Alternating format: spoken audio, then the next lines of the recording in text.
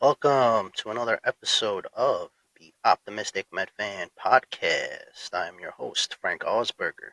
And on today's episode, I wanted to talk a little bit about the future of the New York Mets. Obviously, as I record this episode, we're in the middle of the last week of the season. And as everybody knows, we are on the outside looking in. And we have some games against the Cubs and obviously the dreaded Miami Marlins, who have been playing great.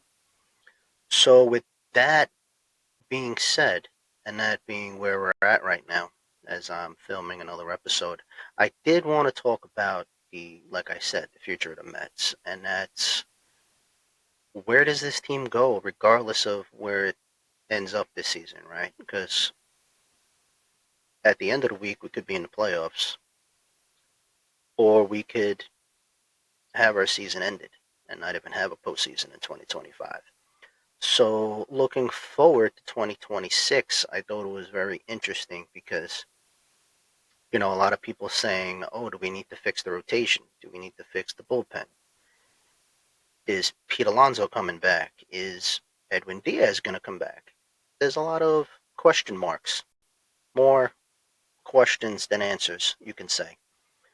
And my thoughts are, with the starting rotation at least, I think we might have fixed it at the end of 2025 with the three young guys.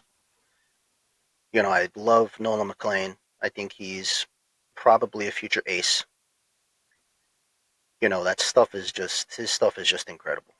I mean, if anything, we can hang our hats on that. That I don't want to say he's the next Jacob DeGrom or the next, ridiculous things that they were saying on WFAN. I know Boomer Esiason said it a while back when Nolan McLean first came in. He's like, "Oh, uh, saying, do we have the next Tom Seaver?" I'm not going to do that with Nolan McLean, but I will say this. Nolan McLean is probably the new ace of the New York Mets. His stuff is just ridiculous. Um, so we have possibly our future ace. I really like Brandon Sproat. I think he's shown in the few starts he's had that he's at least a really good number two, number three starter on this team. And he's just solid. And he looks just really poised on the mound. So I really like him. And then you have the lovable babyface Jonah Tong. I mean, who doesn't like Jonah Tong, right? I mean, this kid just oozes charisma. And I just love that. I know a lot of my friends love it too. He actually has become, believe it or not, my wife's favorite new player on the New York Mets just because of his baby face and, just his energy that he has. So those are three spots right there in the rotation that I think is pretty set, for 2026. Then you add in, I know some people might not be a fan of this, but I love David Peterson. I always have. I think he's really solid. Struggled at the end of 2025, I realize that. But for the first 4 months, he was our best pitcher, and nobody could dispute that. You could look at the numbers from April all the way to the All Star break, and he was just fantastic. After the All Star break, he fell off. There's no doubt about that. But I see him coming back and being a solid number four. Even a number three. Like I'm not trying to make go down the line saying that all these guys are going to pitch where I'm bringing them up in conversation. But those are four guys you could count on for next season, 2026. Then you have year two of Clay Holmes, and I think after the first year under his belt of being a starter, you're going to have year two be even better than year one. So, Clay Holmes, that's a fifth guy. Then it gets interesting because obviously you have Sean Manaea with that 3 year contract as well. You know, uh, I wasn't a fan of Sean Manaea this year, obviously. More because I think Met fans put too much emphasis on what he is. He's not an ace. But a back end of the rotation guy, sign me up for Sean Manaea every day. I think, that's really what he is, and I'm okay with that. You can fill out this rotation really nicely with those 5 guys. There are actually 6 guys, I'm sorry. But then you have some question marks. Do we bring back Kodai Senga? Is he even going to come back? Do we try to trade him with that last year of his contract? I would entertain that because I think the young guys have emerged. But again, do you go with the veteran like Kodai Senga in his last year? Would anybody want him? Would anybody be willing to discuss him as, a possible trade target? I don't know. Um, but you're gonna have one more year at Kodai Senga, so that's 7 guys. Then you have a guy who everybody forgot about in Christian Scott coming back from Tommy John. I think he's a very big X factor next season. Another young guy that could emerge as a top starter on this team, or at least a middle rotation guy on this team. This team has now, going into 2026, 8 starters that you can probably count on, at least 5 being really solid. And then the other guys, obviously you hope, they have bounce back seasons. But I would still entertain maybe some free agency, maybe a trade. Sandy Alcantara comes to mind. Obviously, we didn't get that this past trade deadline, but I would definitely entertain that in the winter meetings and going into next season. You're going to have to give up a lot, but I wanted to give up a lot to get Garrett Crochet, and that didn't happen this past season. So I would definitely love to discuss that. Then you got some free agents. I'll read them off to you. Dylan Cease, definitely interested in him. Zach Gallen, if he doesn't resign with Arizona, even though I think that he probably will. Chris Bassett, a reunion. I know a buddy of mine. Shout out to Elflo. That was his boy back in 2022. I would be interested in bringing him back in a reunion. Like, let the good times roll with Chris Bassett. That guy's a bulldog on the mound. Then you got guys like Michael King. If he opts out of his contract with the Padres, that could be interesting. Um, I had Seth Lugo on this list because I made this list earlier in the season, but he obviously extended with the Royals, so Seth Lugo's off the table. But then you got Ranger Suarez on the Phillies. Could we steal him? The Phillies have a lot of free agents. They're not going to be able to re-sign everybody. So that's a very interesting thing. I would definitely entertain bringing in Ranger Suarez to this rotation if, the Phillies kind of drop the ball with that. They usually don't drop the ball with their own guys, but I would definitely entertain bringing in Ranger Suarez. That would really, really interest me in that rotation. Be a nice young lefty to add. Then you have a guy who kind of fell off with the LA Dodgers in Dustin May. Dustin May is intriguing. I like him as well. So a lot of options for the New York Mets as far as their rotation goes next season. Obviously, the guys that we already have. But then if the Mets want to entertain bringing somebody new in, I just gave you a pretty decent list of a whole bunch of guys that I think could be really good options. With the hitting, that's where it gets interesting because I don't care what anybody says. Steve Cohen and David Stearns gotta bring Pete back. I'm sorry, Pete Alonso has to be a lifetime Met. That's the obvious move at the start of the offseason. I don't even care what you pay the guy. The guy deserves to be here. The guy wants to be here. The guy should be here. The fan base loves him. New York loves him. He loves New York. Let's make that happen.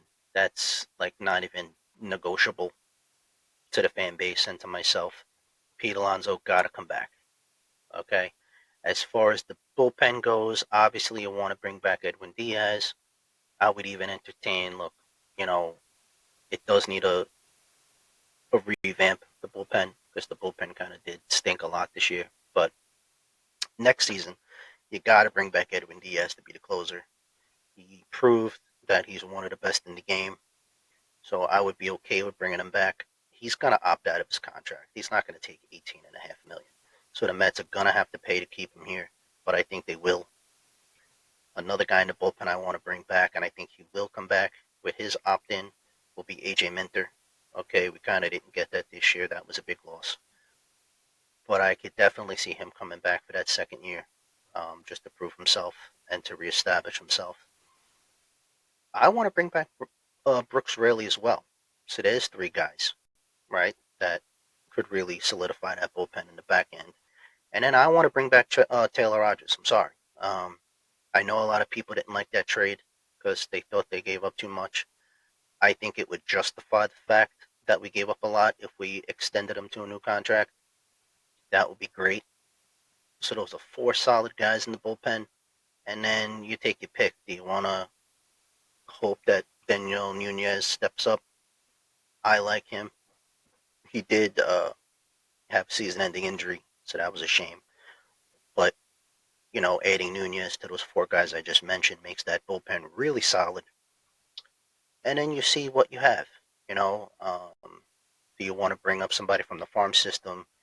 Do you want to entertain free agency? There's always a ton of bullpen arms that you can go to after those five guys that I just mentioned. And then you see, obviously no Reed Garrett. He's going to be recovering from Tommy John surgery, so he's unavailable. So is Tyler McGill, who I thought would have been a really good fit in the bullpen. But, you know, that would be interesting if the Mets brought back those five guys, like I said, and then you go from there with free agency with the bullpen. I think that would be a dynamic bullpen to have. A lot of really top-notch arms in that bullpen. Nobody that's really like a journeyman retread guy. Even if you want to bring back Gregory Soto, which, I mean, if you're going to bring back A.J. Minter and Brooks Raley, you don't really need a third lefty, but, we'll see. I don't want to bring back Ryan Helsley. I don't think he can handle New York. But we'll see. I mean, yeah, with bullpen arms, you never know. So we'll see. I mean, crazier things have happened. Maybe Ryan Helsley becomes the new Ryan Stanek. And, if the Mets do get to the playoffs, maybe, they entertain bringing him back. But I doubt it. He's going to want to be a closer again and going to want big money. So I don't really see him coming back. And he really didn't really seem to fit. His didn't really seem to take to New York. So I wouldn't really be sad to see Ryan Helsley not resign. But as far as the other offensive guys, besides Pete, center field, I feel we're gonna probably have Tyrone Taylor back again. Not to be the starter. I see him more as a fourth outfielder on this team. I always have. I don't really like him starting every day. His offense is just not.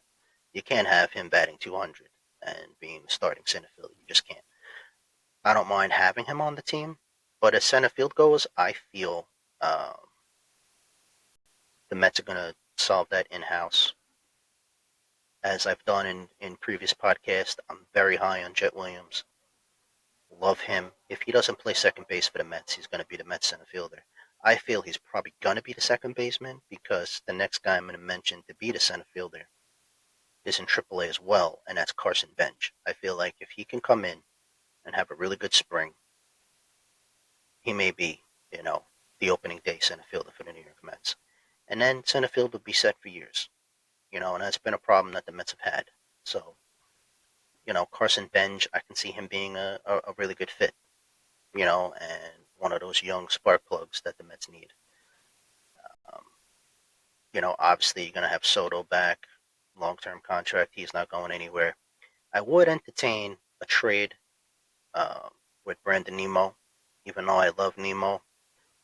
But it looks like the Mets are probably going to keep him, most likely. I mean, you never know. But so other than center field being taken up by Carson Bench, I feel like the other guys in the corners are set. So Soto and Nimmo.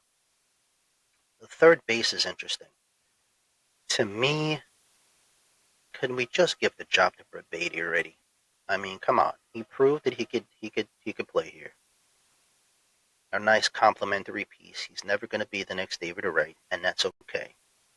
But with the 17 home runs he's already hit, I don't see why, with his solid defense at third base, which has really improved to the point where he's the best third baseman that they have defensively. Just put him at third base already and make every Met fan that stood up for him, like myself and a couple of my buddies, can you make us happy and just make Brett Baty the third baseman? Going forward, I think that's the best option for this team. And then second base, obviously I said it, Jet Williams is the second baseman of the future. This team is going to get extremely young, extremely athletic. I think that's the way to go. That's obviously the MO of the GM, David Stearns. So there's no doubt in my mind that a lot of these young guys now are going to start coming up through AAA. If they don't give the job right away to Jet Williams, here's an interesting thought, and I know he's a shortstop, but I wouldn't mind Bo Bichette from Toronto coming to the Mets. I feel he probably will stay with Toronto, but they didn't give him a contract extension like they did Vladimir Guerrero during the year. So that's interesting to me.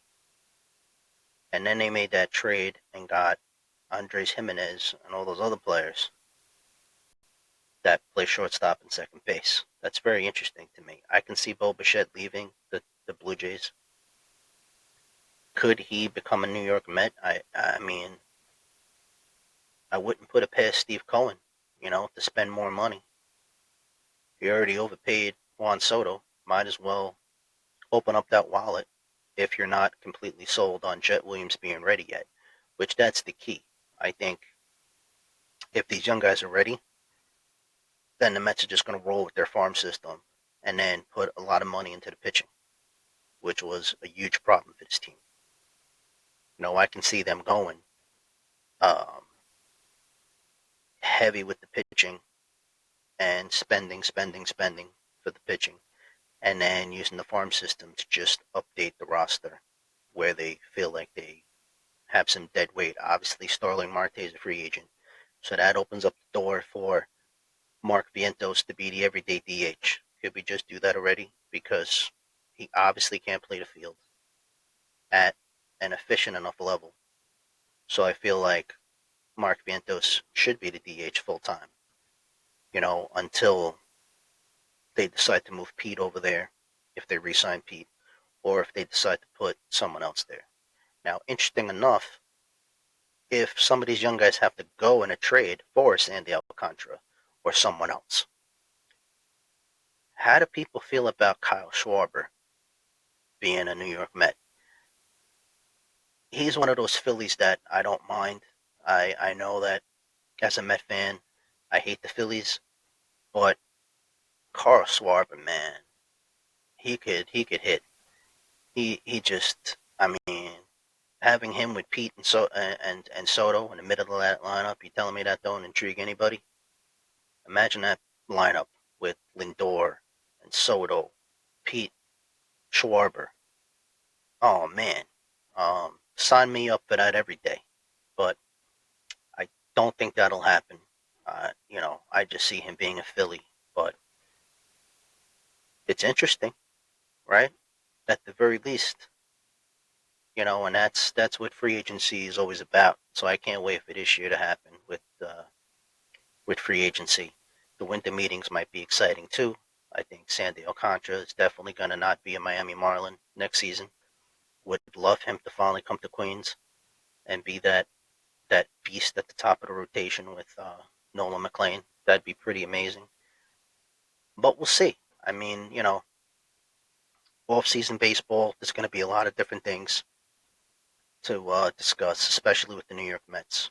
So we will definitely see where the Mets go. I think they're going to just get younger, more athletic, and we're just going to keep making this team as good as we possibly can. I think that we have a lot of depth in AAA, and it'll be very interesting to see where we go in the offseason. So, with that said, that's it for this week's episode. So, as I always say, thank you to everybody who subscribes to my show. Thank you to everybody who watches. I love you guys. Thank you so much for letting me do this. And for everything that you guys have done. You guys have definitely given me something to look forward to every week.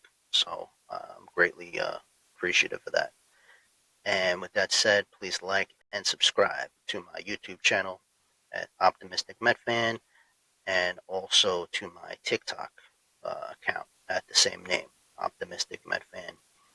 And I will see you guys next week, okay? Stay amazing, and let's go Mets.